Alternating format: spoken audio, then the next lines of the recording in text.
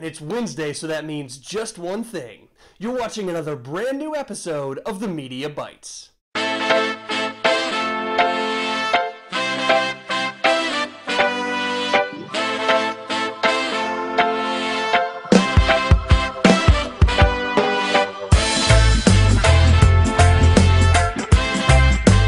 Today on the show, the NFL is thinking seriously about putting a football team in London. We look back at what would have been Gene Kelly's 100th birthday. We focus on a brand new singer who is making waves in the music industry, and a whole lot more. First though, we look at what might just be the future of music, and it's not quite what you think. According to the popular West Coast blog LAist, Beck is dropping a new album in December, but you will only be able to buy the album as sheet music. Not a CD, not an MP3, and not even vinyl. You buy the sheet music, and if you want to hear the songs, you have to play it yourself. And you know what? That's the best idea of the year. We've talked before on the value of creating more than criticizing, complaining, or consuming. Too many of you, myself included, mindlessly consume music.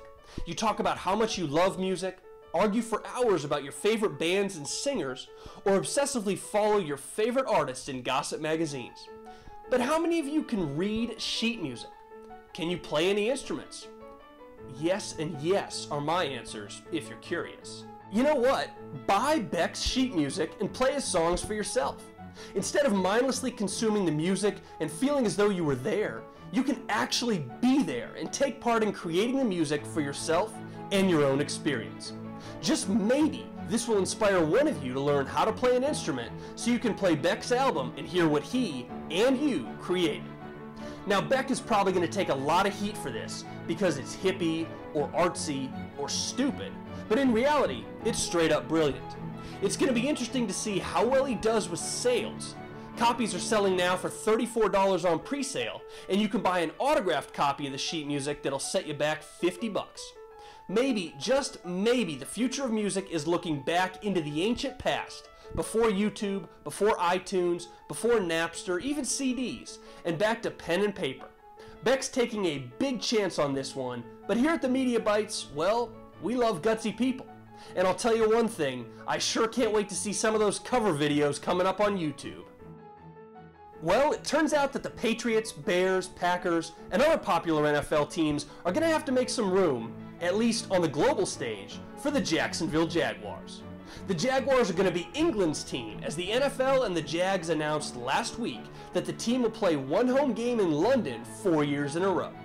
NFL Commissioner Roger Goodell and new team owner Shad Khan made a joint announcement about the move in Jacksonville, where the small market franchise will play 4 games at London's Wembley Stadium, one every season beginning in 2013. Jacksonville has had some trouble attracting a strong local following, and before the ownership changed to Khan, rumors flew that the team was seriously considering a move to Los Angeles.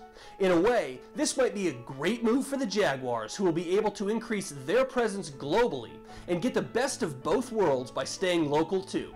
Well, at least for 7 of those 8 home games every year. More than that though, this looks like a pretty significant test for the NFL in London, as they're clearly scoping out the market there to see if they could put a franchise full-time in the UK over the next few years. It isn't out of the question, and the Jaguars experiment will be a great test for the league to see how they market and work through public relations in a truly global environment with an increasingly global fan base. Gene Kelly, one of the biggest stars and greatest innovators from Hollywood's golden age of musicals, would have been 100 years old this week. Kelly's signature turn and turns in that famous 1952 musical Singin' in the Rain have inspired everything from a creepy reimagining of his iconic performance in a Volkswagen commercial to an attempt to set the record for the greatest number of people simultaneously performing an umbrella dance at a single venue in honor of his centennial. But his influence is most pervasive in the world of dance. From Broadway to music videos, R&B concerts to the big screen, choreographers of all stripes still draw on the work of Gene Kelly, and his legacy is found in everything from stunt and acrobatic moves to music videos and more.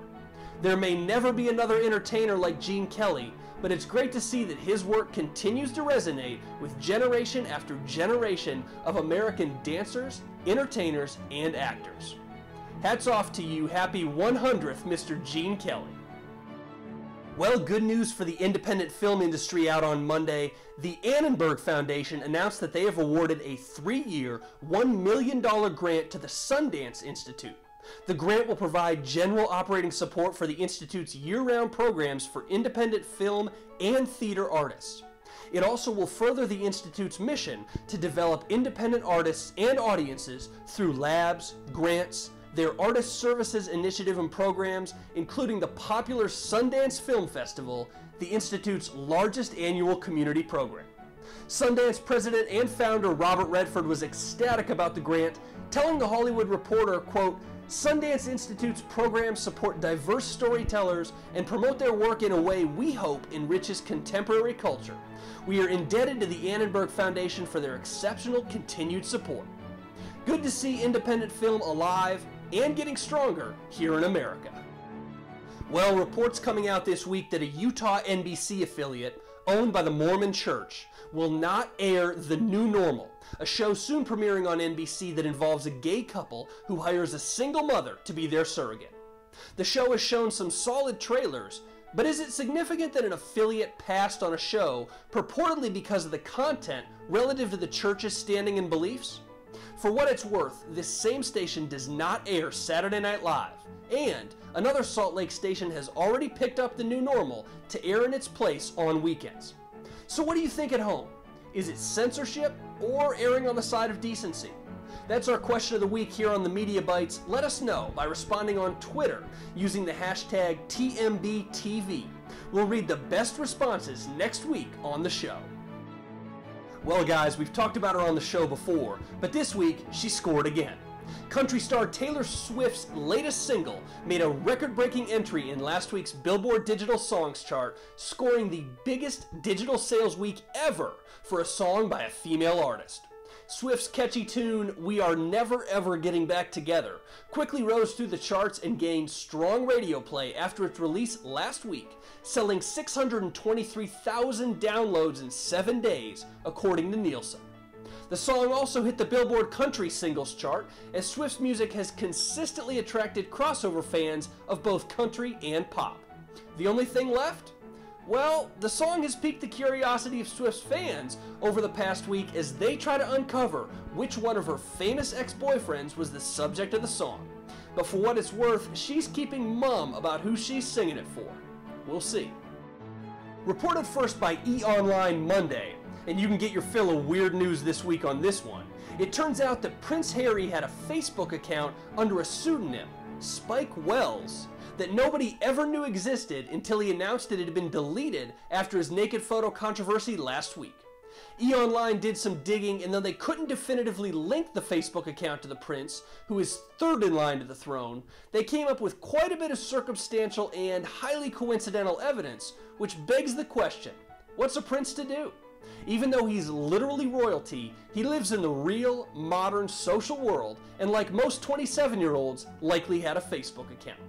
There's a bigger lesson to learn here, and more millennials are learning it as time goes by. What do you do and how do you behave can easily make it to the internet, where it lives forever, no matter what you try to do to get rid of it. And it's not just the paparazzi tracking celebrities anymore. We've all got iPhones and flip cameras, and they can be used for bad just as easily as good. Seems like Prince Harry is finding that out the hard way. Finally this week, we're putting the microscope on a new young singer who's making waves in the studio and on Twitter. Mandy Rain grew up a child actor and has been in the music business for several years now, including releasing her first solo single a year ago. Here's a look behind the scenes at making the video and a photo shoot for this single, Boogie, from Mandy Rain. Check it out.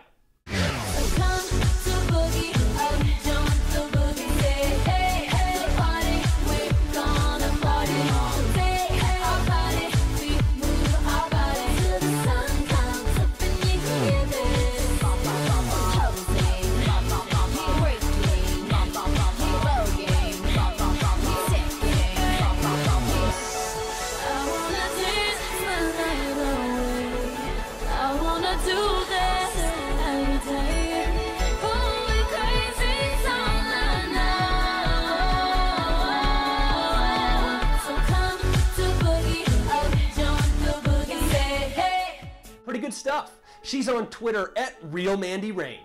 Well, that's it for the Media Bites this week. If you want to sound off on anything we covered on the show, let us know. Follow us on Facebook or Twitter at The Media Bites. We'll be live Friday, like always, with a new podcast, and this week we'll speak with Dr. Michael Bitzer, a political science professor from Catawba College in North Carolina, about political bias in the media and what it all means for the election this fall. Remember, you can catch that Friday and a whole lot more on themediabites.com. I'm Bobby DeMuro, and I'm out of time. See you guys next week.